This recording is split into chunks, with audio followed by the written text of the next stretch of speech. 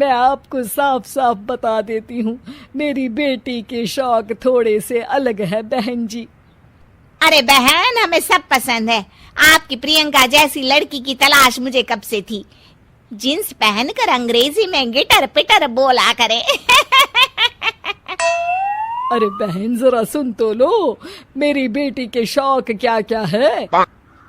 अरे नहीं नहीं बहन, बस लड़की को देख लिया तो सब कुछ देख लिया। आप ना शादी की तैयारी करो, और वो जरा सामान की लिस्ट भी दी है ना मैंने। हाँ बहन जी, सारा सामान शादी से एक दिन पहले ही आपके दरवाजे आ जाएगा। मजा आ गया, मजा आ गया। अब तो बस आप शादी की तैयारी करो।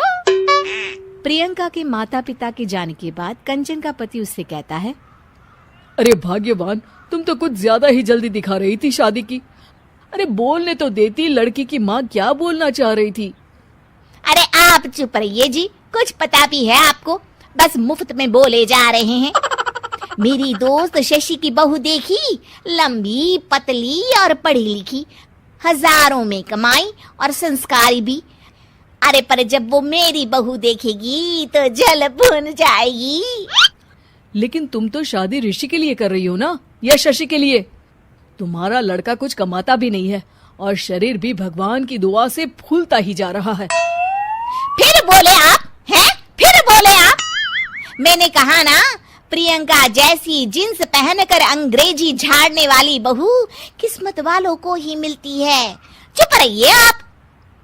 पति के लाख कहने पर भी कंचन ऋषि की शादी प्रियंका से करवा देती है। लेकिन प्रियंका जैसे ही घर में आती है, वैसे ही जोर जोर से चिल्लाकर नाचने लगती है। आज मेरे यार की शादी है, आज मेरे यार की शादी है, अरे नाचो मां नाचो। आज मेरे यार की शादी है। कंचन, उसका पति और ऋषि ये देखकर हैरान रह जाते हैं। लग रहा है बहू को शादी की बड़ी खुशी है। हाँ हाँ, बहू क्यों नहीं, हम भी नाचेंगे। अरे नाचो नाचो जी, मुंह क्या देख रहे हो, चलो चलो नाचो, बहू कह रही है। कंचन ये कहकर प्रियंका के साथ नाचने लगती है। ऋषि और उसके पिता वहां से चले जाते हैं। अगले दिन कंचन अपनी सहेलियों को प्रियंका से मिलवाने के लिए घर बुलाती है, जहाँ शशि भी आती है। अरे शशि, कैसी हो? मैं ना तुम्हें प्रियंका से मिलवाती हूँ। अरे सच में बहुत ही एडवांस सोच की लड़की है, कितने मॉडर्न ख्यालात है उसके, पता है तुम्हें? अरे हाँ कंचन, जरूर, बच्चों की शादी अच्छी ही होनी चाहिए।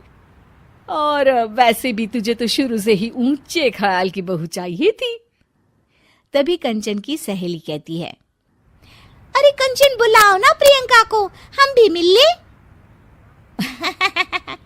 अरे बहू प्रियंका, जरा बाहर तो आना। कई बार आवाज देने के बाद भी प्रियंका बाहर नहीं आती है तो कंचन को बुरा लग जाता है।